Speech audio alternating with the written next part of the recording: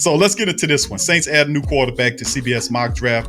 And of course, the Saints scouted Mac Jones, man, in the Senior Bowl, and he looked pretty good. He's sharp. He got a good height on him. He has a pretty strong arm. He's really intelligent, by the way. But and wouldn't be a bad selection for the Saints. There's also other quarterbacks that I like a lot. To be honest with you guys, like Ellinger, the Texas quarterback. I like him a lot, man. I ain't tell you now. He got the it factor. I like him. Also, there's Felipe Franks, which people are shy away from. Franks could play the game, but he's got issues, injury issues. But he's a smart player, very thing. And of course, people talk about Kyle Trask, who's another guy from Florida, and I try to shy away as much as possible from Florida players as well. But these are two interesting quarterbacks, man. People mention Kelly Mond, and Kelly Mond, I like Kelly Mond. I just don't know if you're serious about him taking him as a quarterback. So with that said, let's get into this article by Canal Street Chronicles, where quarterback Drew Brees expected to announce his retirement any day now.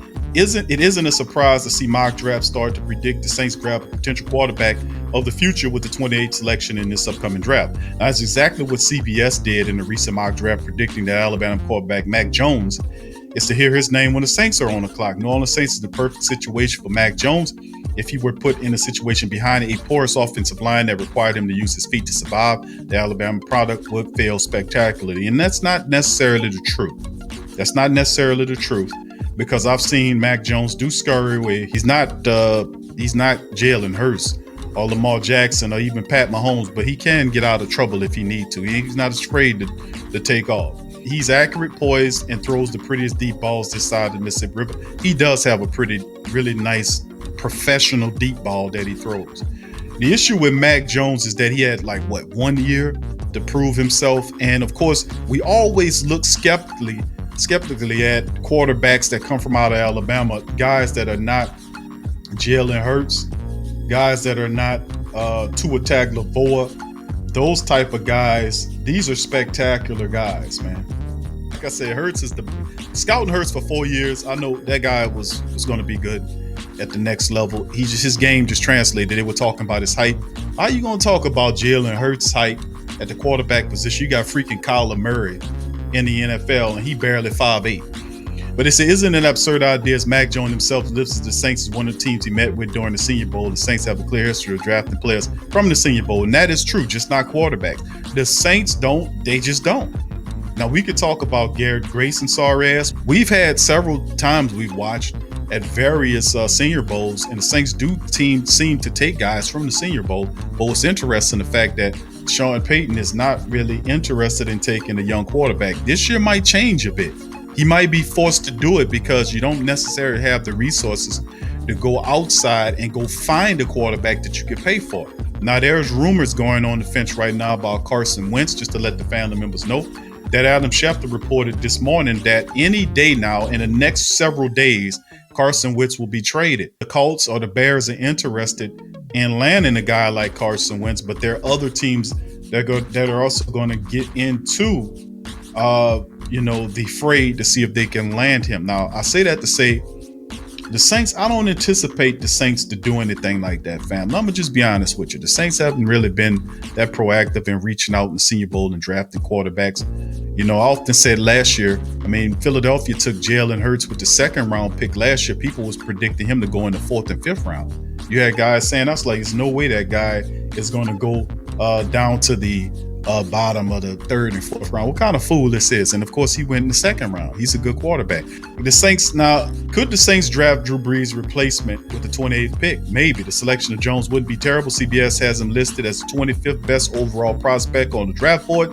So selecting him 28th overall at least gives you some value. For those interested, Florida quarterback Kyle Trask was still available with the 28th pick. So it would be interesting to see who actually comes off the board first, Trask or Jones, whether to the Saints or somewhere else. Now, we know most certainly that the Saints have issues taking quarterbacks with the 1st round draft pick. There hasn't been a quarterback in a very long time that we've taken with the 1st draft pick, not 1st overall, but you know what I mean, the 1st round draft pick. We just don't do that. The Saints will figure out ways to get rid of the pick, whether they'll give it to a guy like Ruiz, who we didn't really need to do that. We didn't really need to make the move. Could have took a skill player there. But of course, Sean Payton said, no, I want a center. And we was like, a center? What the hell? Well, that's Sean Payton, man. He went and took a center, and ultimately, the guy played guard the entire year in no center duties, which means he'll have to relearn the center position all over again in the upcoming year. So he basically will become a rookie again. So, I mean, it's interesting, man. It's madness. But do they add a quarterback in the mock draft? I mean, in the draft, perhaps, man. I just don't see it with the first overall selection, being that the Saints need help defensively that's more pressing than the quarterback position. Plus, I think people be undervaluing Sean Payton's affinity for Taysom Hill. He loves Taysom Hill, likes him a lot. He calls him Steve Young. He paid him $16 million. And people thinking that you could just bring somebody in here and run Taysom Hill off. And I'm telling people that's not going to be the case. Sean Payton loves that guy. He really does. I mean, you got to love that guy. You calling him to be a guy that you using as a running back when you got a guy that's 6'3", 240 pounds that can get every bit of yards that he gets and more.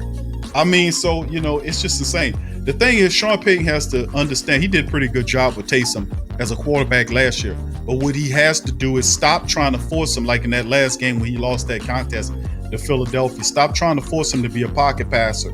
He's not a pocket passer. Allow him to leak out when he needs to so he can get those yards. So as far as them taking a first-round draft pick quarterback, absolutely not. The Saints need safety help. They need defensive back help.